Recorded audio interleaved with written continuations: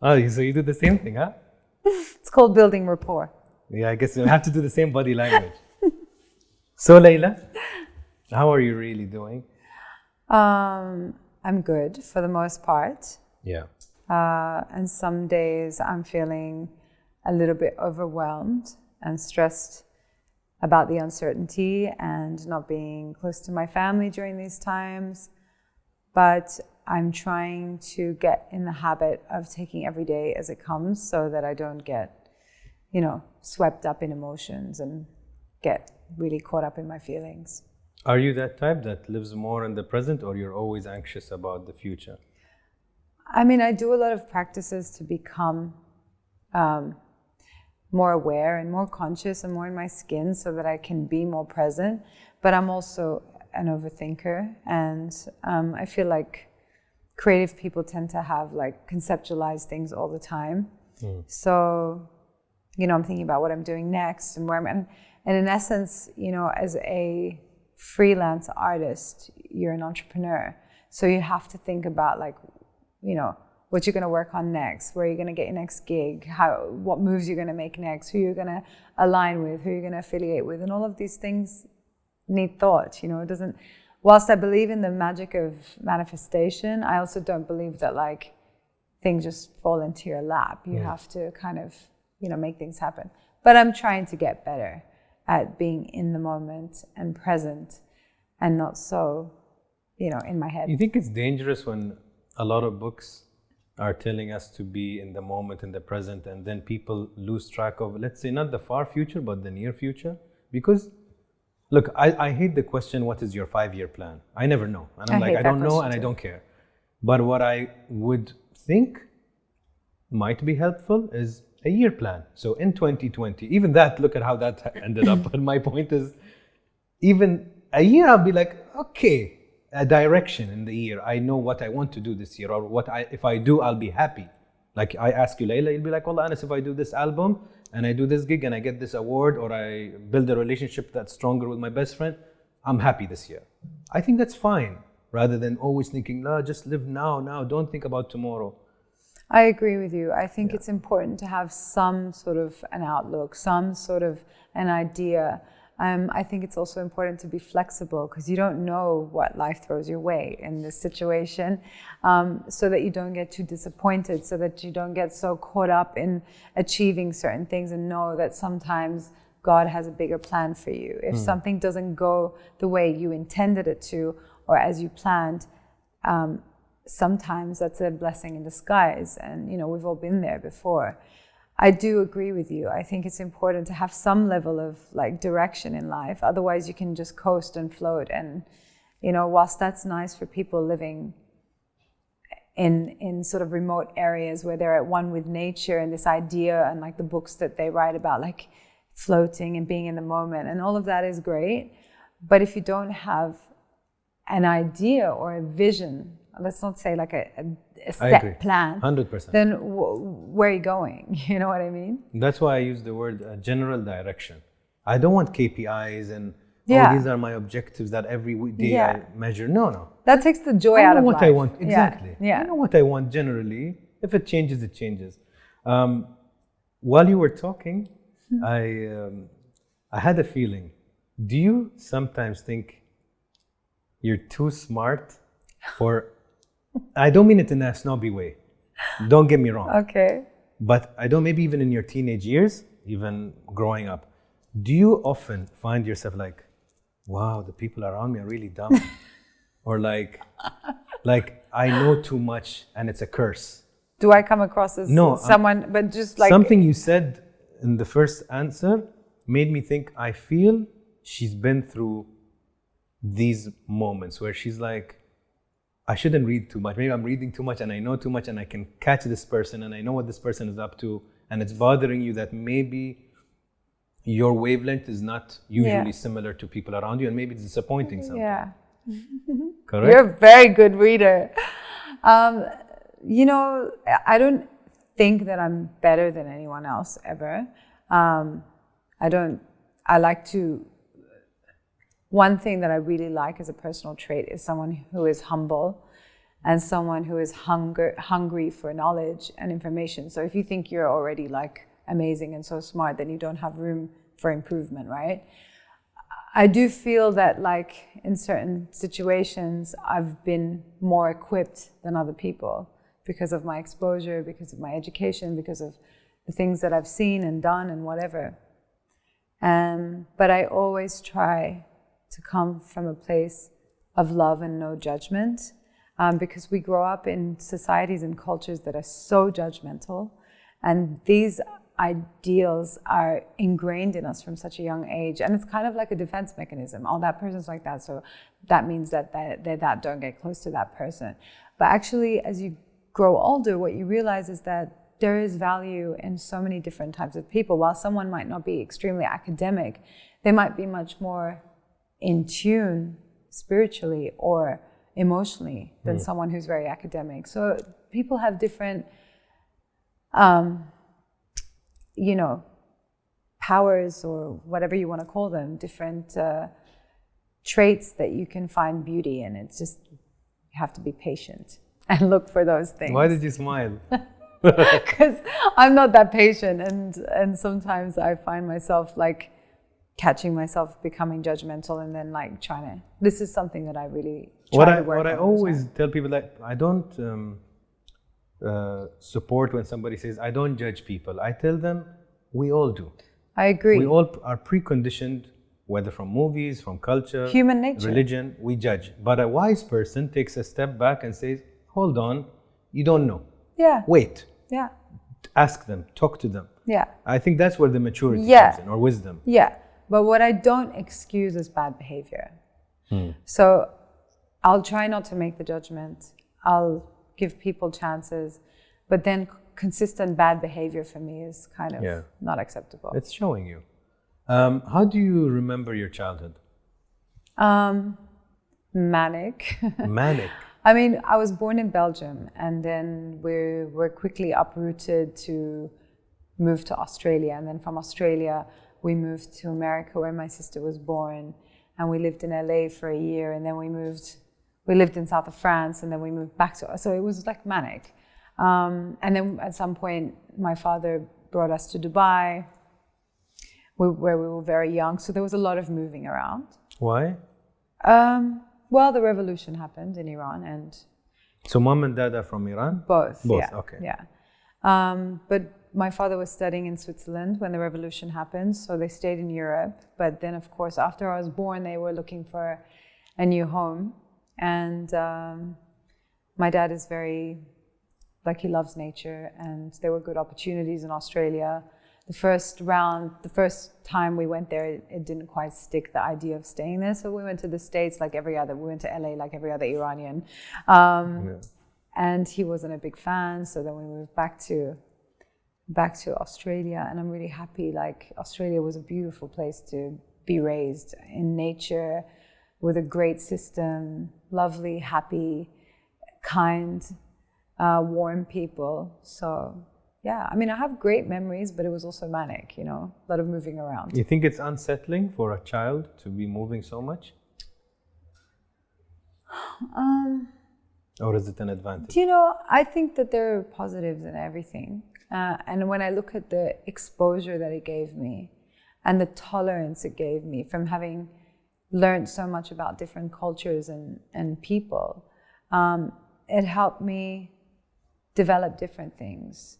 Definitely, I think routine and stability are important for young children because in that safety, in that security, they can maybe grow and develop. When there's uncertainty and like when they're not settled, then they become stressed and they carry on the parent stress and all of that. For me, there's no real black or white in life, At the same time, it's shades of grey. Yeah, I mean, maybe not as sadistic as that, but like... I didn't even watch the movie, by the way. I haven't read the book or the movie, but I say it in Arabic and I just translated it. I really feel it's not black or white. It's literally this. Yeah. So, but it goes lighter all the way to anything in life. I don't like when somebody says, this is just this. No, not really. And like look at us, like how we're living today in today's society. We're all intermixed. We're not living in villages anymore where we're certain ways. You know, you have to be flexible. And like obviously my parents or the other Iranian diaspora community didn't opt to get thrown out of their countries and not return and look for another opportunity. So they had to be flexible, and that's just the way it is. And you know, we have so many blessings that you can't really focus on like, oh, was that terrible? No, it was great. We got to see the world before we were even 5. Yeah, it's one way of looking at it. I don't remember it, but Maybe the subconscious remembers it. yeah, maybe. And how's the relationship with the parents? My mother is like, she can do no wrong. She's always on my head. My mother is everything to me. She's really compromised a lot in her life for myself and my 3 sisters. So she's my queen. You know, it was difficult. I love my father also. He's a very eccentric character. He's very interesting. But my mother really did all the work. Mothers are great usually. Mothers are great. Yeah. But you said compromised. What does compromise mean? I mean, compromise. Well, when you're dealing with certain characters, being away from family, my father was always traveling, raising children on your own. How many are you? We're 4 girls. In a foreign country, I was quite rebellious and, you know. That would suit you, yeah. Okay. I'm a much better child now. Okay. I'm much more obedient, but it wasn't a walk in the park. And like, when I think about it, I mean, how much like effort and energy it takes to raise 4 young women and hope that they carry some of their cultural values and traditions in a very free country. I mean, it's stressful. And, you know, as much as my parents are very open-minded and Western, they're still in a household that were very strict values, you know? Yeah. Whereas like our neighbors, like the kids were drinking with the parents at the age of 13, 14, you know what I mean? So you got to keep a tight leash, and when you're 1, it's much harder. So. Interesting. So you'd say your childhood was a positive one generally? Yeah. Yeah? Yeah. You feel it played a big role in Layla today? I mean, of course, everybody's childhood does. But I think when I really became myself, and it's very sad to say, was when I moved away from my family. And I kind of like took on the world by myself, because then you don't have this constant like influence. And I was much older, so I had already the foundations of who I was. But this freedom to explore different parts of your character without being under scrutiny or watched or judged, you know, that kind of only happened for me a bit later on when I traveled by myself. It's very empowering to leave the nest, you know, and I think I'm the only one who studied abroad, and I wish my brothers did too. They all studied here in typical universities. Everything is comfortable, everything is there. You have the security of the family. Somebody does your laundry, somebody can drop you off. You're not challenged. Yeah, you're not life challenged. Education, I think education here can be better than America. Adi, no problem. But it's the life experience of being. Where did you go? I went to Boston. So I relate to what you just said. It's not we're attacking our parents. It's just you need to leave the nest to find your way. Otherwise, you're just a copy paste of probably what they teach you. I mean, you're the eldest as well, right? Like, it's also like this thing of like growing up in a culture where it's like, you're the eldest, take responsibility, look after your brothers, look after your sisters, and then this expectation of you to be the Layla that they knew, where sometimes you want to evolve, right? You want to change. And that's why I travel alone a lot, because when you are with people that know you for who you are, you kind of are forced to be that person all the time. Interesting. And there are so many different, like, basically, in my opinion, if you're not evolving, if you're not changing, you're dead, right? So this idea of being the same you because people want consistency from you is in my opinion, not for our pruning. It's selfish of them. It's selfish of them, yeah. Because it's their comfort zone. And there is a quote I always repeat, that people will tell you you've changed when you stop living the way they want you to live. So they'll come and tell you like, Layla, you've changed. You're like, I hope so. Yeah, exactly. You know, I hope for the better. Yeah. And how did you end up moving to Dubai? How did this move happen? Well, my father was here, and I've been coming here on and off since, you know.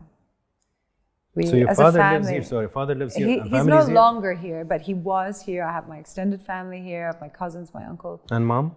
Mother and my sisters are in Australia. Ooh. Yeah. So we're all Australian. The goddess, the queen, is not next to you. No, but she's in my heart, and you know, every day we message, and you know, and my mom's super chill. Like, she's cool, and she's not that kind of typical Iranian mother who's like calling me every 5 minutes. She's like, do your thing, live your life, be you. You know, she's very supportive. There is a saying. I don't know if it's in.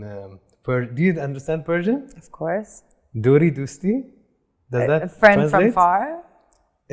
I'm not great at Farsi. Okay. But I was told this a lot, and it means dear as long as you're far. Something like that. Yeah. So my mother always says that, and she likes saying it. The point is, you mentioned that your mom is away. It doesn't determine the quality of a relationship if you're close or far. I mean, even if she's far, you can still have a very rich because we have the foundation. Like, I mean, I was, you know, with them until my mid-20s. And the thing is, like, we are such a close-knit family. We share everything.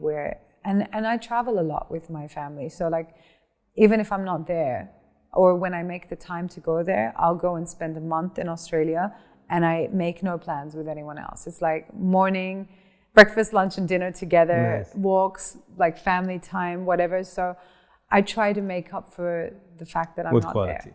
Yeah. And you jumped into music.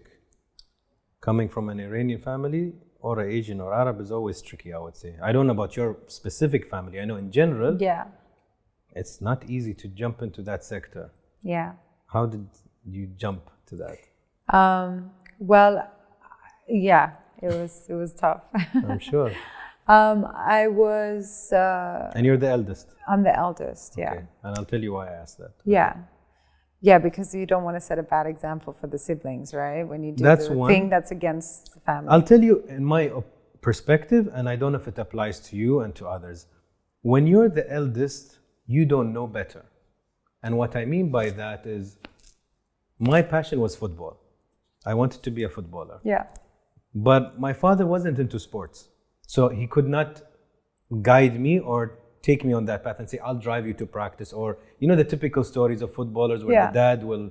Yeah. So I didn't have that option. I didn't have an elder brother who'd be like, ignore, just do what you want. Yeah. So, you know, you don't have that person that's above you, that's kind of like a mentor or telling you, Layla, go sing. I'll drop you there. Nobody should know.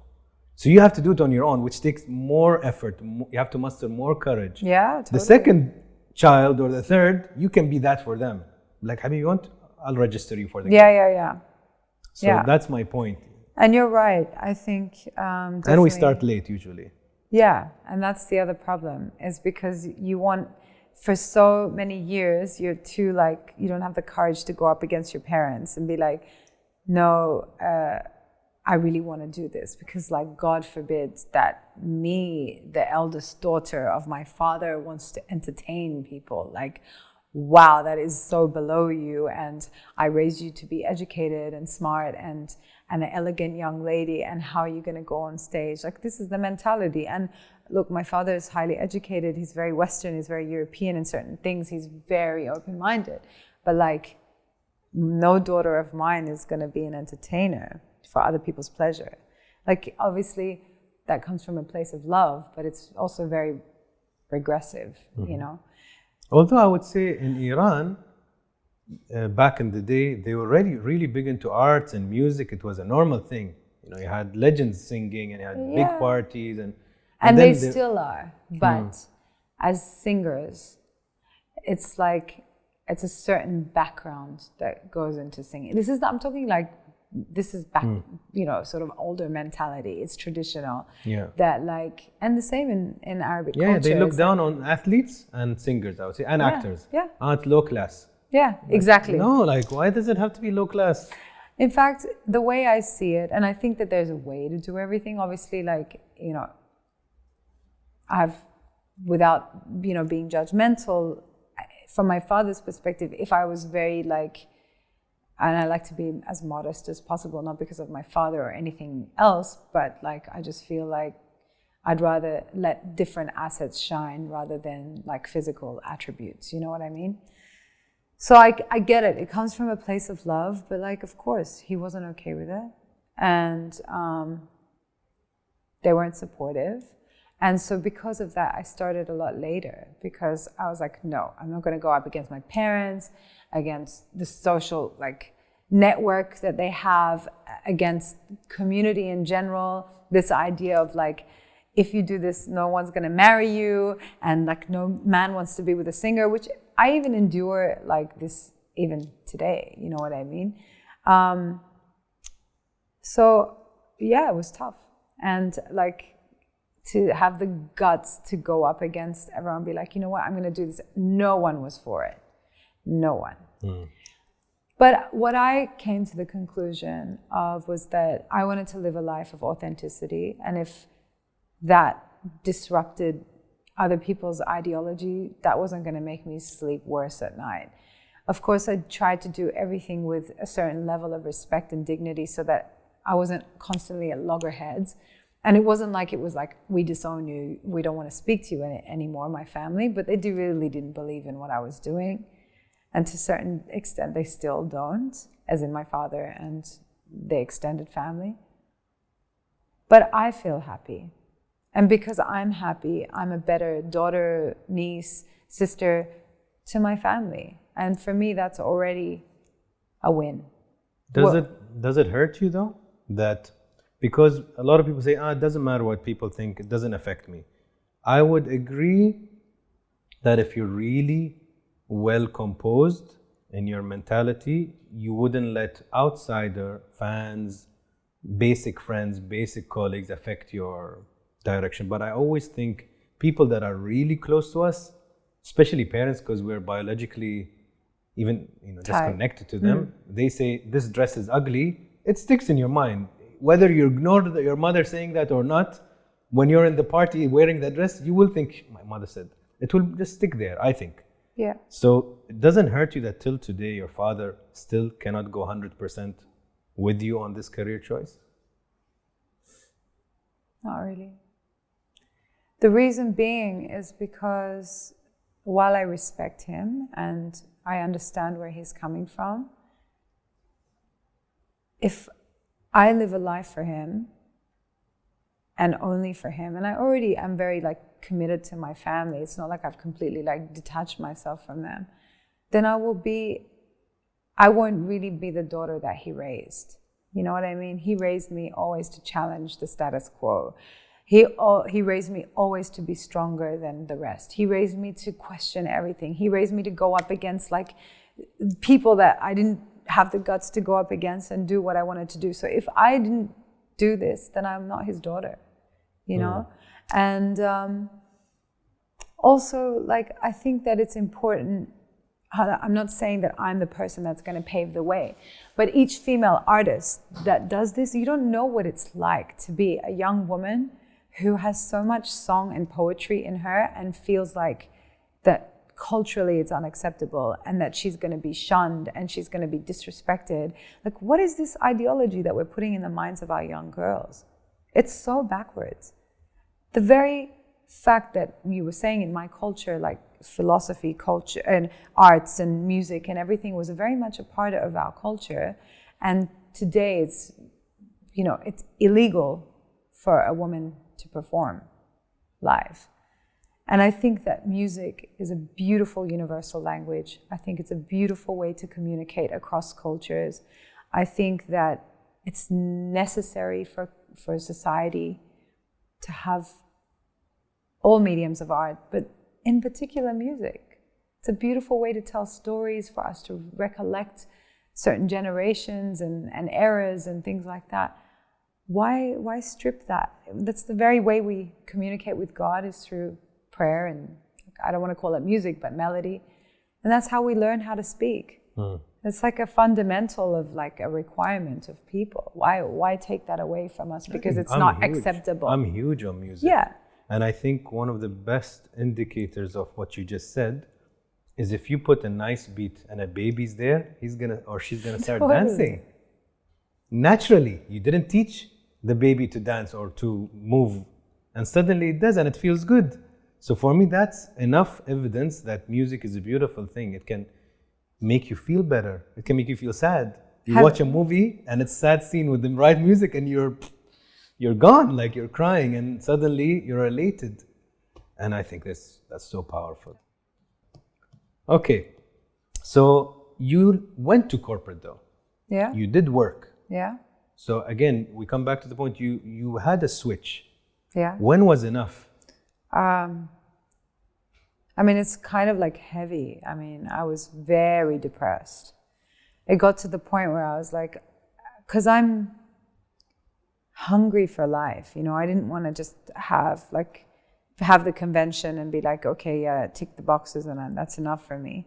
Already I wasn't happy with certain like events that had happened in my life, and I got to the point where I was like clinically depressed, to the point where I went for a brain scan, and the doctor was like, yeah, you got to go on like some antidepressants and whatever. And I was like, I don't think so. I really don't think that that's what I need. And she was like, no, you have to.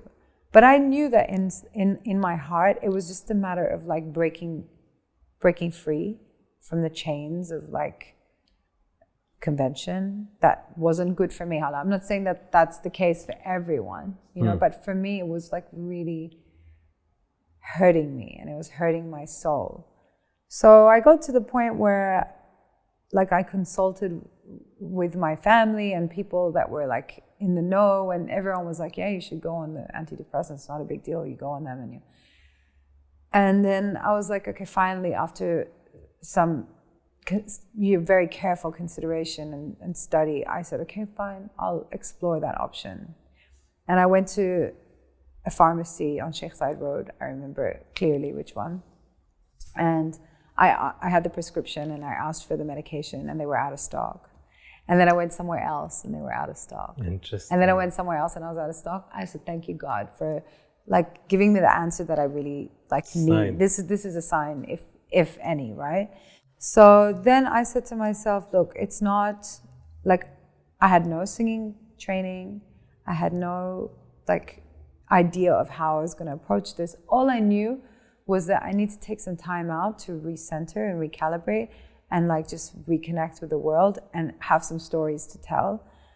And so I made a plan of like 6 months of working hardcore and also performing at the same time. Like I just put a band together. I was like, okay, now I'm a singer, I'm going to sing. And I started doing like live performances.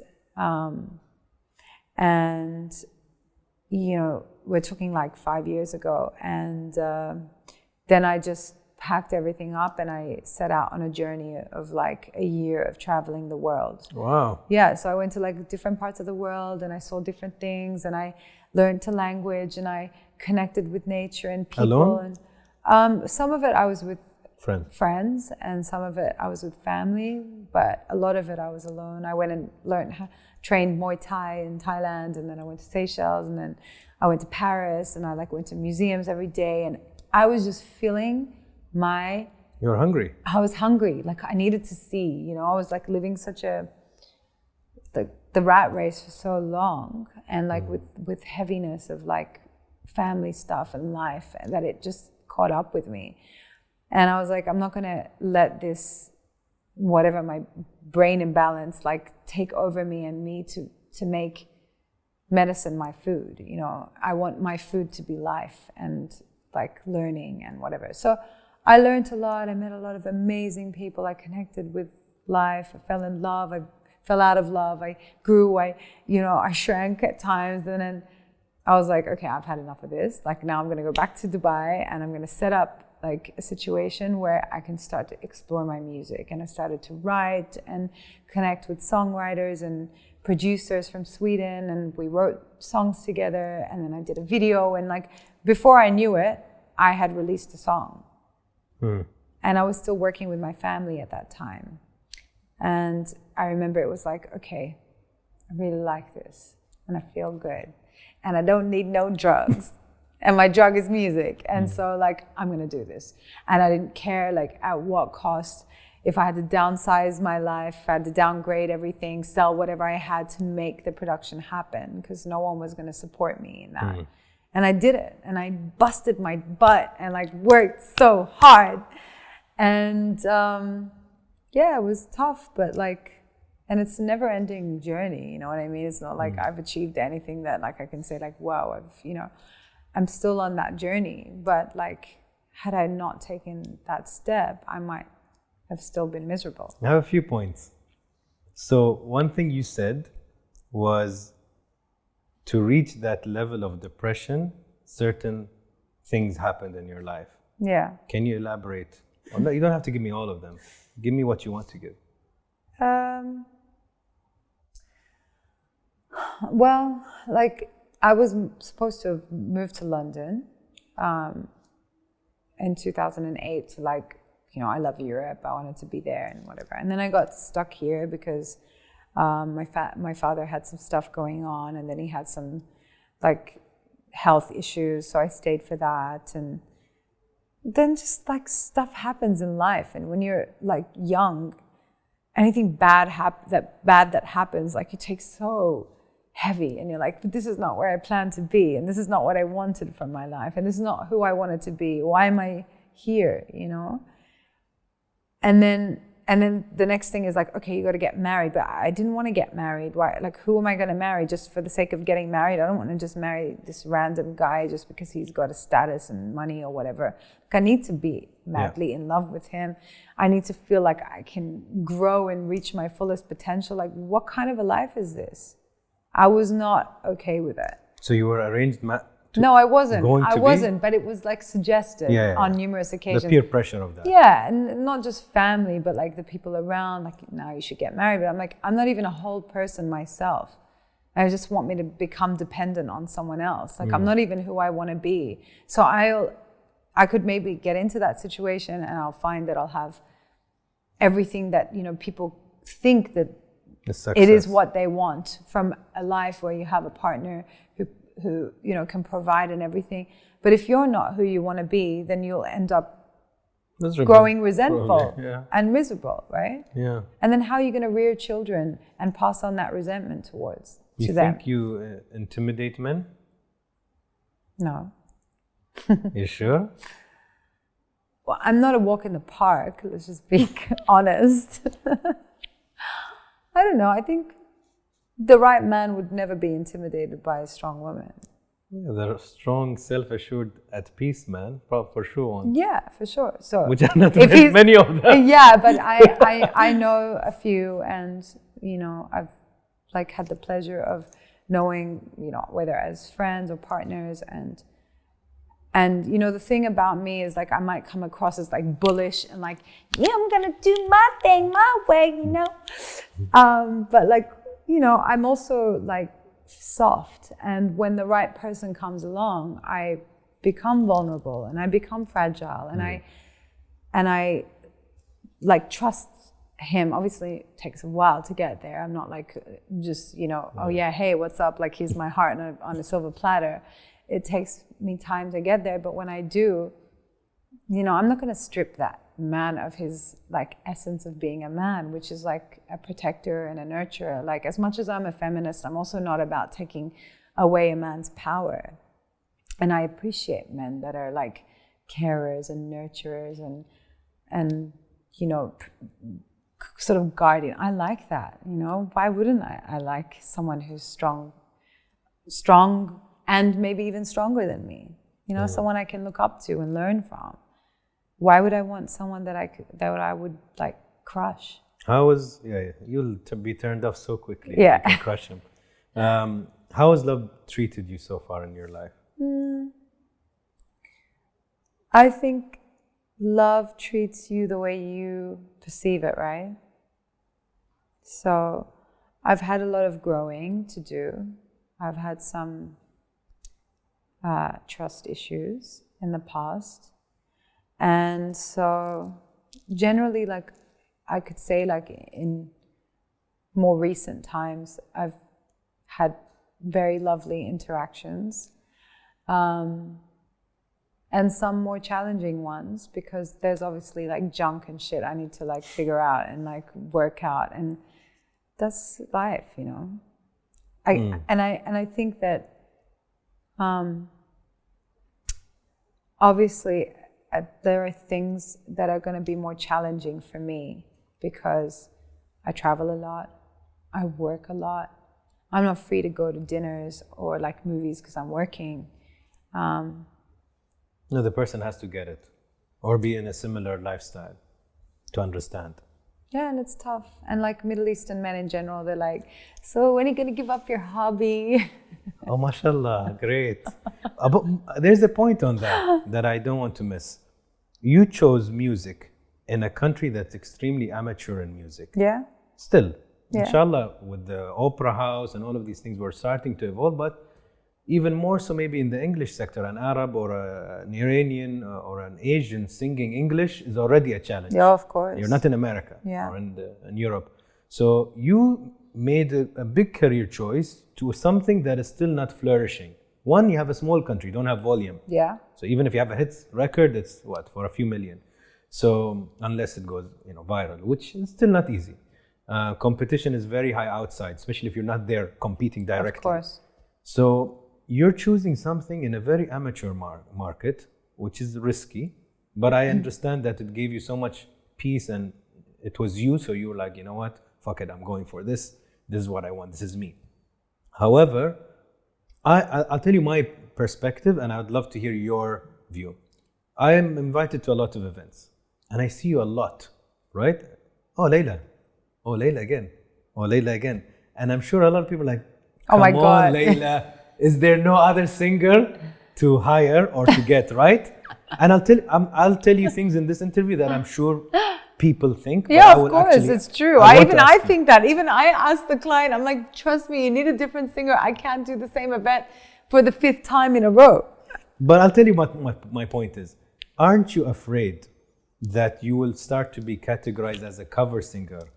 Not a karaoke singer, that's the joke. Yeah. I mean a cover singer. You sing this hit, sing that hit. Oh, Habibti, yalla, sing this, I don't know, song.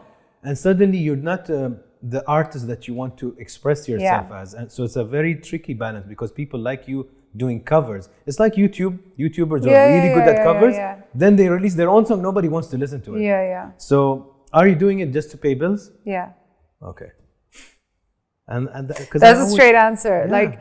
And many people might criticize it, but like, unless you're here in a market, like you said, that's very challenging as it is. And I'm like super grateful. If I had waited until it was the right life, I'm not at the juncture of my life where I'm going to go sleep on couches and like, be a starving artist. Like, there's no way I can do that. Somewhere in me, there's still a little princess that's not about to go to LA and like, struggle like that. This is where I'm living. This is my home. And I love Dubai. I've been here a long time, right? Yeah.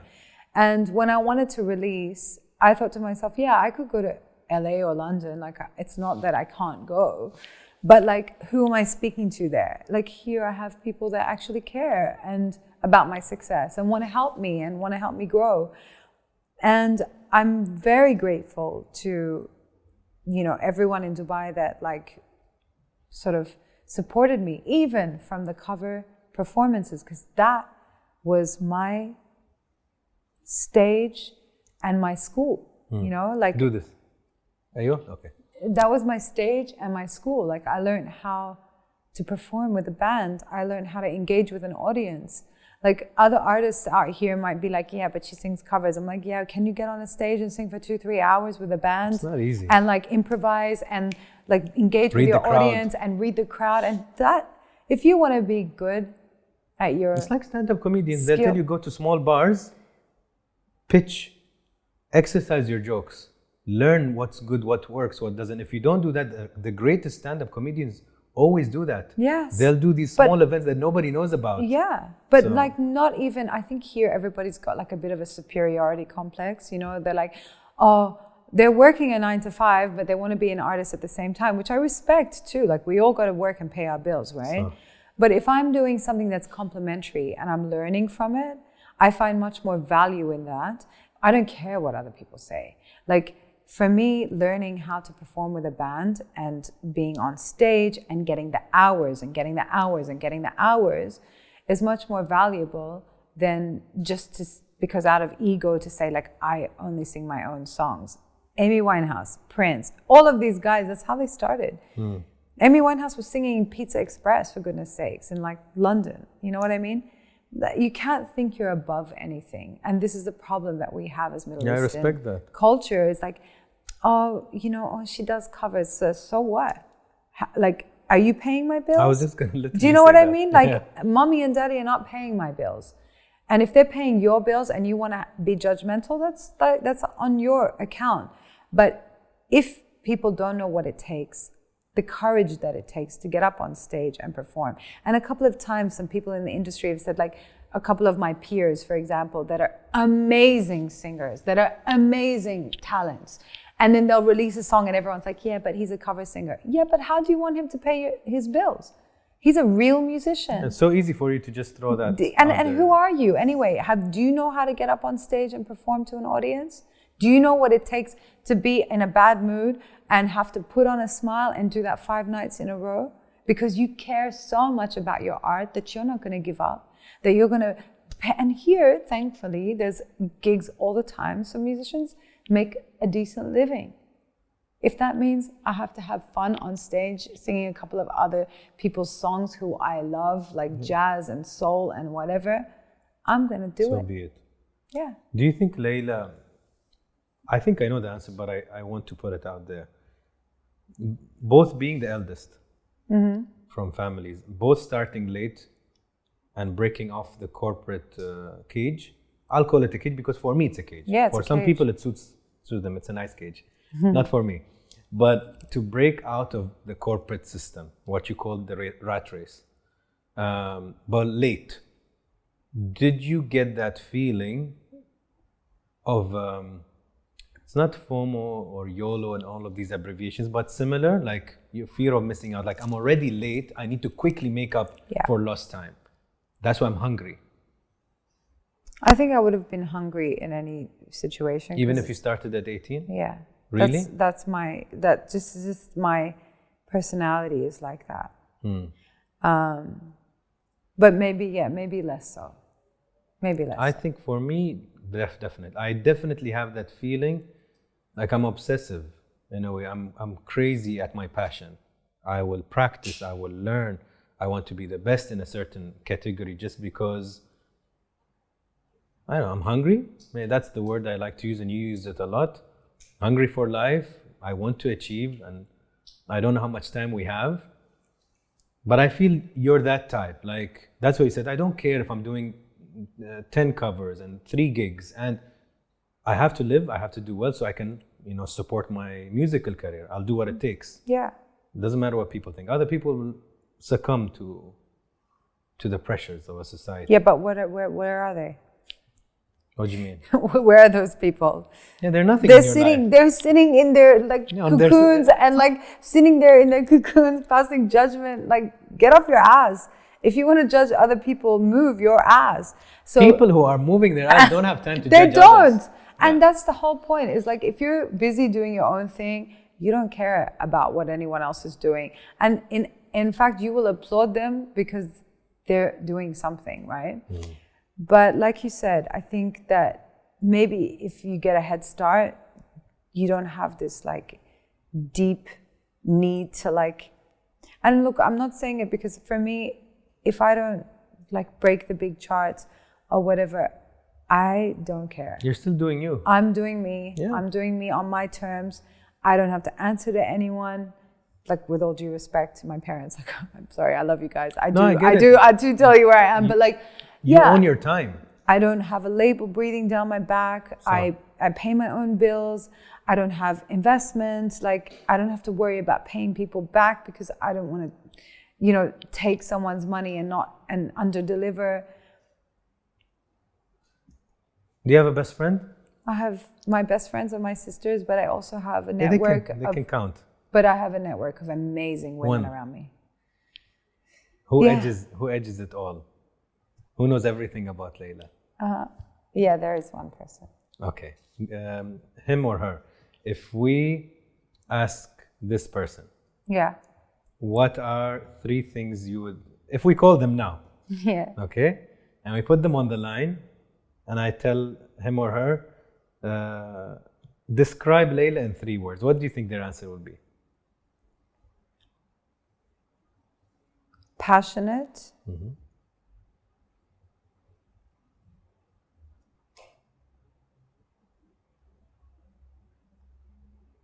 It's not your answer, it's their answer. I know, that's why I'm trying to see it from their perspective, because my answers, no, passionate.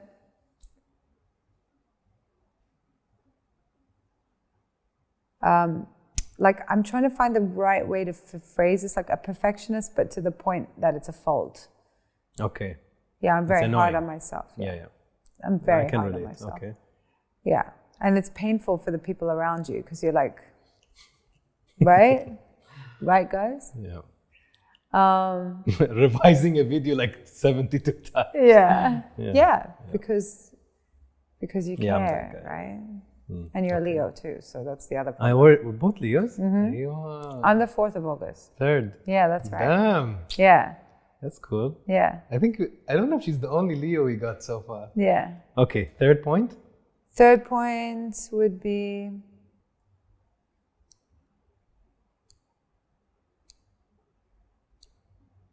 that I'm very generous. Emotionally. Also a Leo in everything. Yeah, I think generosity and stinginess are a character or characteristic. Yeah. Like if you're stingy with money, you're probably stingy Yeah, with your yeah, emotions. yeah. But like to a point that it's like maybe too much. What hurts you? What hurts me? Really hurts you, really bothers you. Like, I really hate lies. Liars. I hate lies. Like,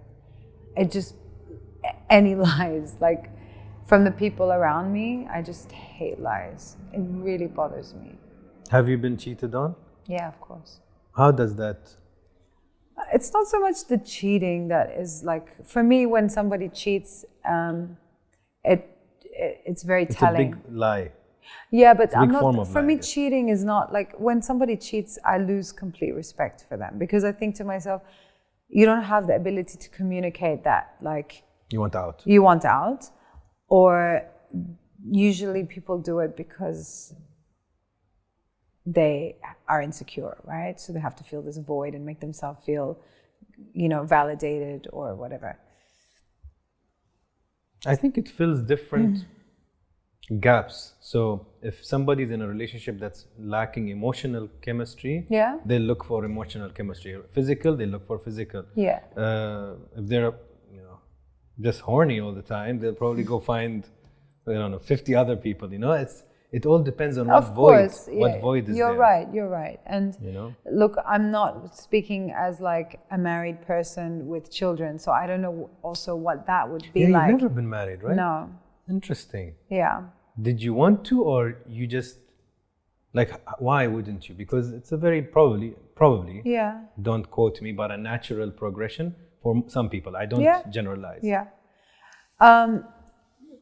Like for me, the idea of marriage, well, first of all, I was so focused on my music, and anyone that came into my life had to either like be on that journey with me or bye-bye kind of thing. Yeah. And so that was a little bit of a hindrance. And, I was like on the go, and I didn't want to be kind of in a situation where I couldn't give that person 100%.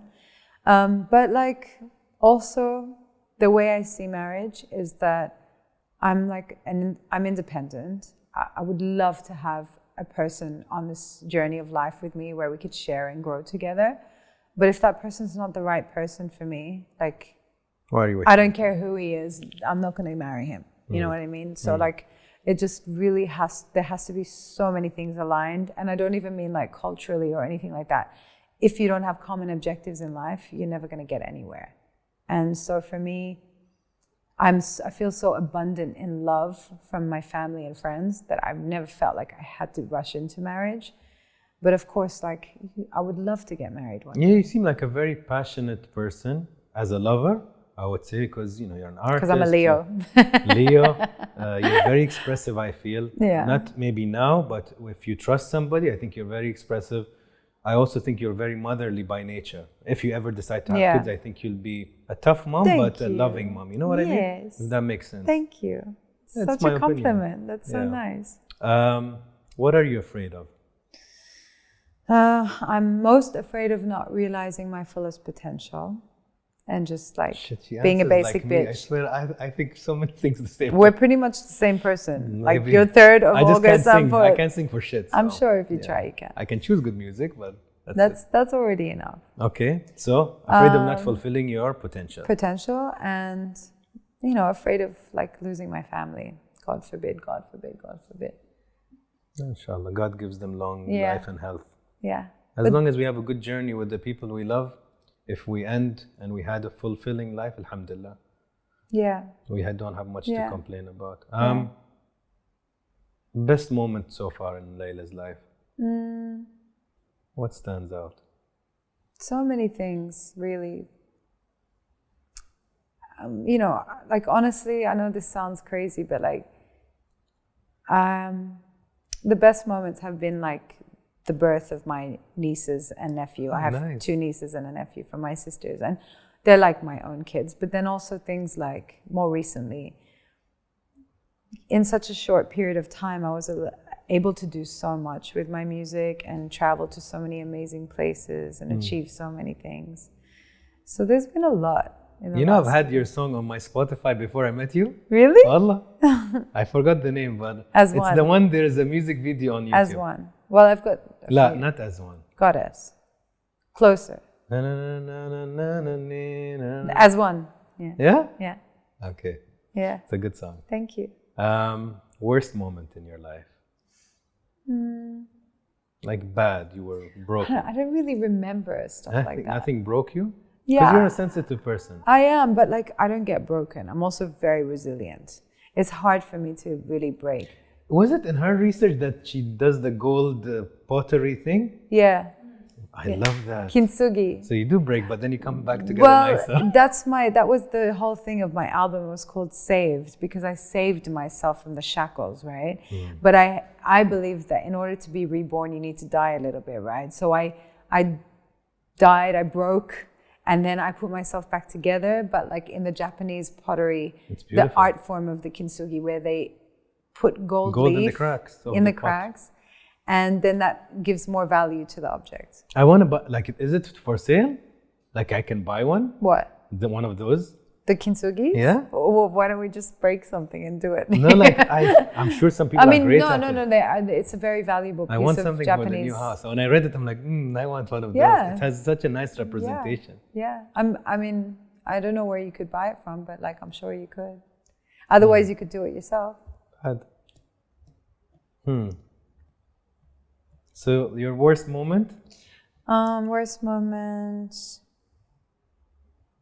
I don't know. Like I just don't store. You were memories. clinically depressed at one point. Yeah, but that you were wasn't... cheated on one point. Yeah, but like you cheated had on, so to what? That's go like... against your family and didn't get. Yeah, I've had a lot of bad moments. When I don't call them bad. I call them journey, lessons, whatever you want to call it, story. Bad moments. Yeah, probably like. I don't know.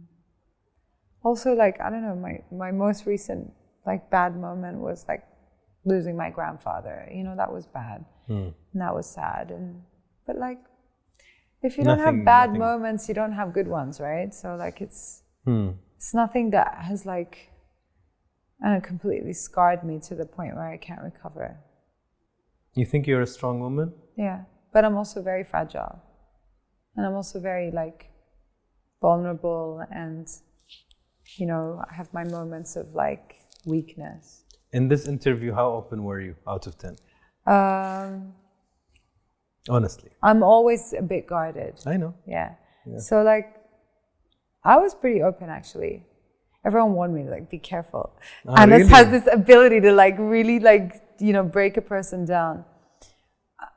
I'm pretty honest, like if given the opportunity, but I won't really like let everyone see my vulnerable side. I knew that coming in. Yeah, but I'm also not like, I'm not going to pretend like I'm this warrior and I'm so strong and like, no, it's not the case. So out of 10. Because I'm always a bit guarded, because like, you know, that's my defense mechanism. I'd say like probably 7. Why? What do you think? I thought you'd say 7. Yeah, but how honest do you think I was? I think, mean, I wasn't dishonest. No, but I don't think you're lying or PR answering. I don't think you're that type. Yeah. I just think you're the type that, again, I relate to you because I feel a lot of similarity. It takes me time to, like, I'm not volunteering information to the world. Yeah. If maybe I feel really comfortable, I'll say it, but I won't lie. Yeah. It doesn't mean I'm going to give you this answer. I'll probably give you this. Yeah. Yalla, final one. Layla in one word. Me in one word? Oh my God. I don't know. Probably just passionate. It's hard to say one word. Really? Because you used it earlier. When I said, what's your best friend will say, the first word you said, passionate. Yeah. Thanks. What would you say? Are we shaking hands? Yeah, we are. Okay. Yeah. What would I say? About you? Yeah. Everybody wants to know, so this won't be in the... I'll cut it here. But between you and I would say maybe...